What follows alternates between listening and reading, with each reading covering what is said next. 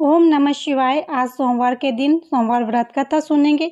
एक साहूकार बहुत अमीर था, उसके पास धन की कोई कमी नहीं थी। साहूकार के पास सभी सुख सुविधाएं ऐश्वर्य के साधन थे, किंतु उसको एक ही दुख था कि उसकी कोई औलाद नहीं थी। दिन रात वैसी चिंता में लगा रहता और भगवान से पूजा अर्चना प्रार्थना करता रहता।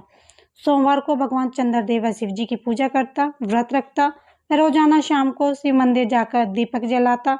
साहूकार की भोले के प्रति ऐसी भक्ति देखकर एक बार माँ पार्वती जी ने शिव जी से कहा, हे नाथ, ये साहूकार आपका अनन्य भक्त है और सदैव ही आपका व्रत और पूजा भक्ति भाव से किया करता है। आप कृपा करके इसकी मनोकामनाओं को पूरी कर दें। पार्वती जी के ऐसे वचन सुनकर भोलेनाथ ने माँ गौरी से कहा, हे पार्वती, ये संसार एक कर्म क्षेत्र है। यहाँ जो भी जैसा कार्य करता है उसे वैसा ही फल मिलता है। अर्थात जैसा कार्य मनुष्य करता है वैसा ही परिणाम भोगता है। किंतु माता पार्वती आग्रहपूर्वक बोली, हे महादेव, यह आपका अनन्य भक्त है। यदि इसको कोई भी दुख है तो आपको उसे पूरा करना चाहिए।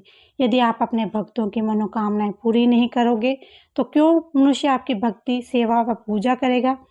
पार्वती जी के इस आग्रह को सुनकर शिव जी ने कहा, हे शिवे, इस साहूकार के कोई पुत्र नहीं है। इसी कारण यह दिन रात चिंतित व दुखी रहता है।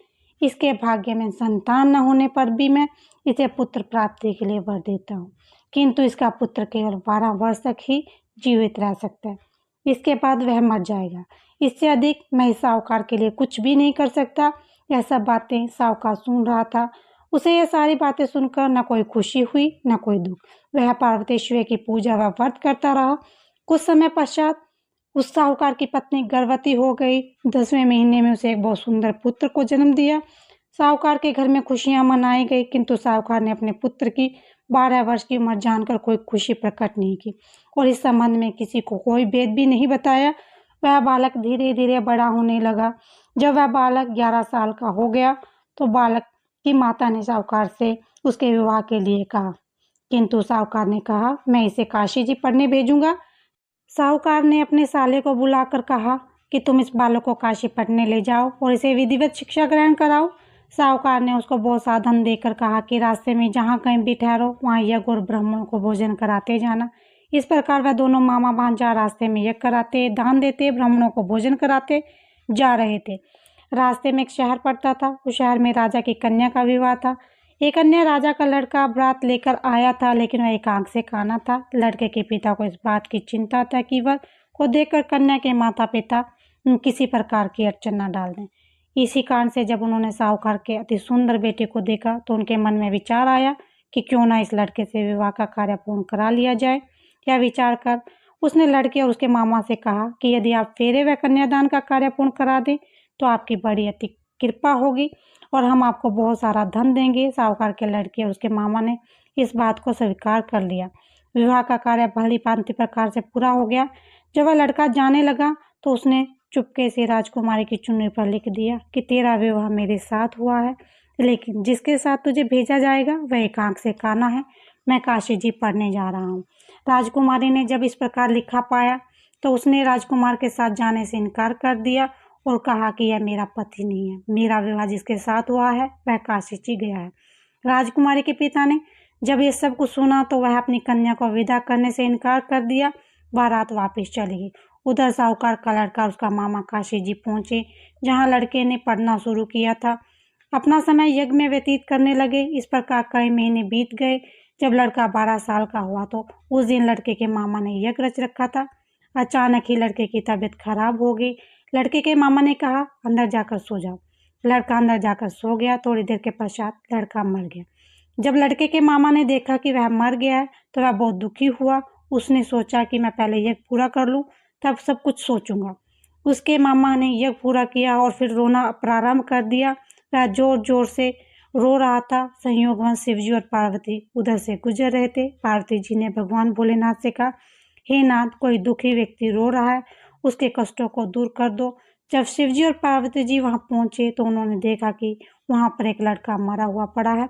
तब पार्वती ने देखते ही लड़के को पहचान लिया। पार्वती जी ने लड़के के मरने का कारण पूछा तो भोलेनाथ ने बताया, हे गौरी, इस लड़के की आयु इतनी ही थी, ये भुगत चुका है।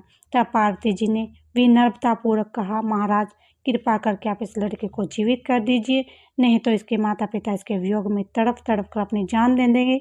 माता पार्वती की बात सुनकर शिव जी ने लड़के को पुनर्जीवित कर दिया। शिव जी की कृपा से लड़का जीवित हो गया। शिव शंकर व पार्वती जी स्वर्ग चले गए। शिक्षा पूरी होने पर लड़का और उसका मामा पहले की तरह यज्ञ करते, ब्राह्मणों को भोजन तथा दक्षिणा देते हुए अपने घर की ओर चल दिए।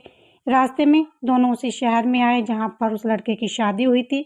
वहां पहुंचकर दोनों ने यज्ञ करना शुरू कर दिया। जब वे दोनों यज्ञ कर रहे थे तो उस लड़के के ससुर यानी कि वहां के राजा ने, जो कि उधर से घोड़ों पर बैठकर अपने सेवकों के साथ जा रहा था, लड़के को पहचान लिया।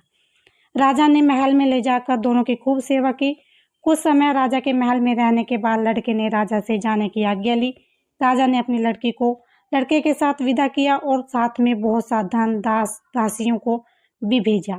जब वे अपने शहर में आए तो लड़के के मामा ने कहा, पहले मैं तुम्हारे माता पिता को तुम्हारे आने की खबर सुना देता हूँ, तब तक तुम अपनी पत्नी सहित यहाँ पर आराम करो। ऐसा कहकर लड़के का मामा साहूकार को उसके पुत्र के आने की खबर सुनाने चला गया। घर जाकर उसने देखा कि उसकी बहन बहनोई छत पर बैठे हुए हैं और उन्होंने यह प्रण ले रखा है कि यदि कोई उनका बेटा शुक्ल वापस आ गया तो छत से नीचे उतर आएंगे, नहीं तो छत से कूदकर अपने प्राण त्याग देंगे। लड़के के मामा ने जब यह समाचार उन्हें सुनाया कि उनका लड़का जीवित लौटकर आया है तो उन्हें विश्वास नहीं हुआ। तब लड़के के मामा ने शपथ खाकर कहा कि उसका पुत्र अपनी पत्नी और बहुत से धन और दास दासियों से घर आया है। तब साहूकार और उसकी पत्नी छत से नीचे उतर आए तथा प्रशंसा के साथ अपने बेटे और बहू का स्वागत किया। सभी प्रशंसा के साथ रहने लगे। इस प्रकार भक्ति भाव से जो कोई भी सोमवार का व्रत का पालन करेगा तथा प्रेम पूर्वक इस कथा को सुनेगा पढ़ेगा, उसके सभी कष्ट दूर होंगे, सभी मनोकामनाएं पूर्ण होंगी और इस लोक में सभी सुख सुविधाओं को भोगकर अंत में शिवलोक की प्राप्ति होगी। बोलो शिव शंभू भगवान की जय, भोले शंकर की जय।